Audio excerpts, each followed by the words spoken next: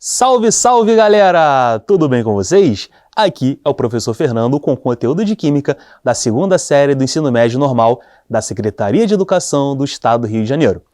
Nesta videoaula, vamos falar sobre as relações numéricas, começando pela relação de massa atômica e massa molecular, passando por mol, número de Avogadro, volume molar, soluções e concentração comum.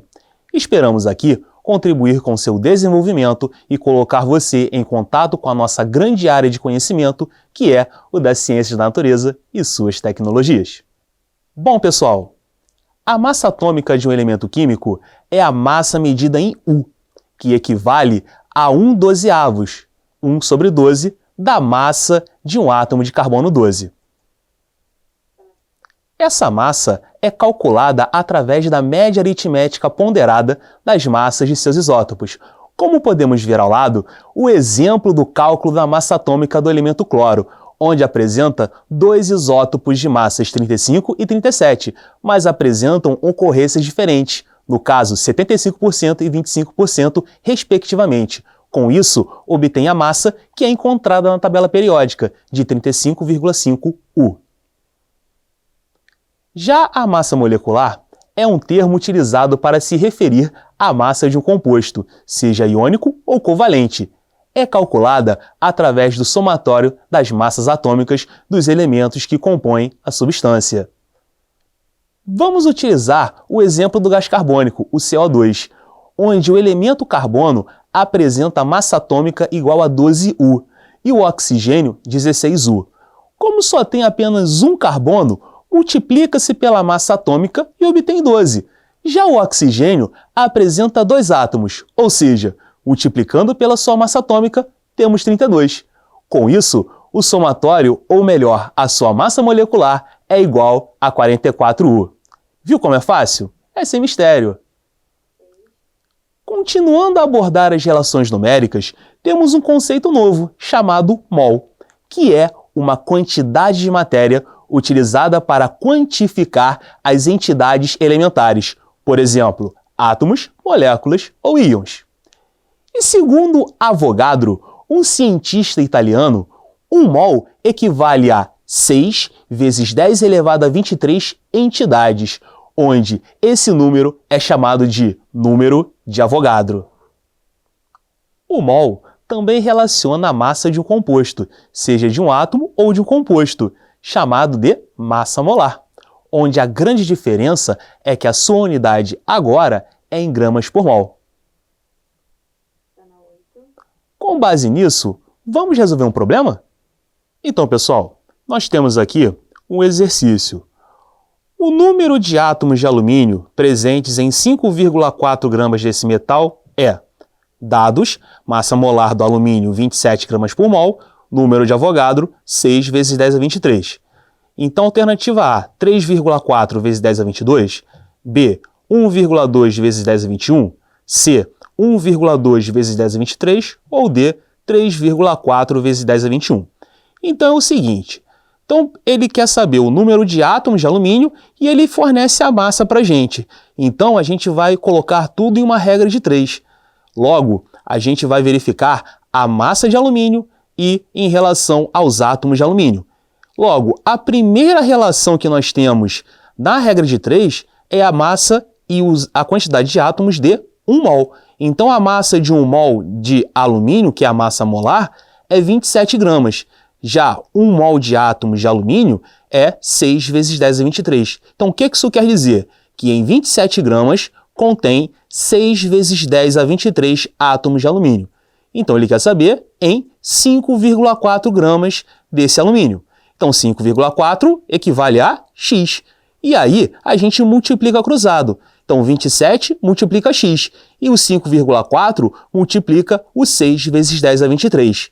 Logo, 27x, igual a 6 vezes 10 a 23 vezes 5,4 é igual a 32,4 vezes 10 a 23. Lembrando que numa notação científica, o número ele faz a operação com o próprio número, beleza? Então vamos seguindo aqui. Então vai ficar 27x igual a 32,4 vezes 10 a 23. Então, x vai ser igual a 32,4 vezes 10 a 23 sobre 27. Logo, fazendo essa conta, vou dividir 32,4 por 27, ou seja, 32,4 dividido por 27 vai dar 1,2 e não esquece do vezes 10 elevado a 23 átomos. Então, em 5,4 gramas de alumínio contém 1,2 vezes 10 a 23 átomos, ou seja, alternativa letra C. Agora, vamos verificar o estudo dos gases através da relação do gás ideal, que permite prever o comportamento dos gases diante das mudanças de pressão, volume e temperatura, que são variáveis de estado. Com isso, podemos calcular o volume de 1 mol de um gás submetido às CNTP, condições normais de temperatura e pressão, através da equação de um gás ideal, onde pressão vezes volume é igual ao número de mol vezes a constante do gás ideal, que vale 0,082, vezes a temperatura na escala absoluta, Kelvin. Quando falamos nas CNTP, a pressão é igual a 1 atm e a temperatura a 0 graus Celsius, sendo na escala absoluta igual a 273 Kelvin. Substituindo os valores na equação, iremos obter o volume de 1 mol de gás, chamado de volume molar, que é igual a 22,4 litros. Com isso, podemos verificar que 1 mol pode relacionar muita coisa. Então vamos lá.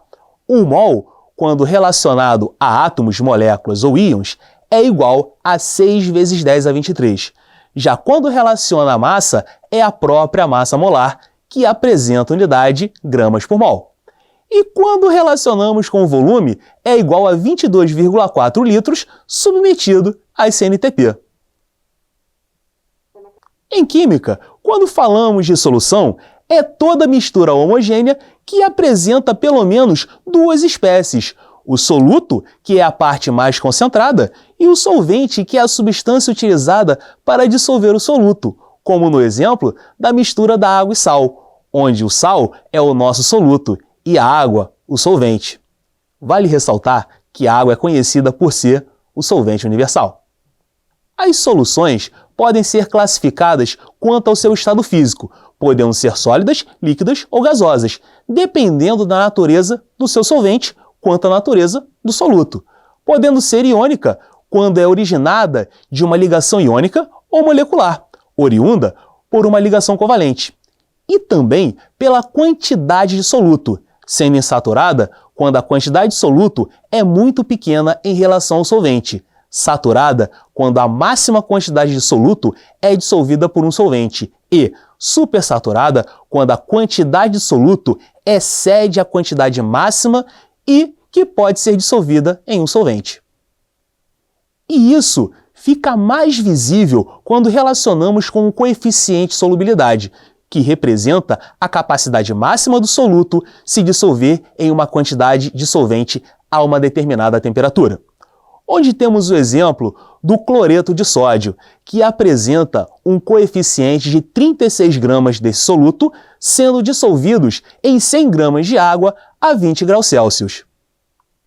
E podemos representar essa solubilidade em um gráfico, o que chamamos de curva de solubilidade, que apresenta variação dos coeficientes de solubilidade das substâncias em função da temperatura. Com isso, podemos verificar que qualquer ponto em cima da curva de solubilidade compreende a região das soluções saturadas. Agora, quando qualquer ponto abaixo da curva compreende a região das soluções insaturadas. Já quando apresenta qualquer ponto acima da curva, é a região das soluções supersaturadas. E podemos expressar a concentração de uma solução através da relação entre a massa em gramas de um soluto e o volume em litros de uma solução. Não é o do solvente, ok? O que chamamos de concentração comum ou concentração grama por litro.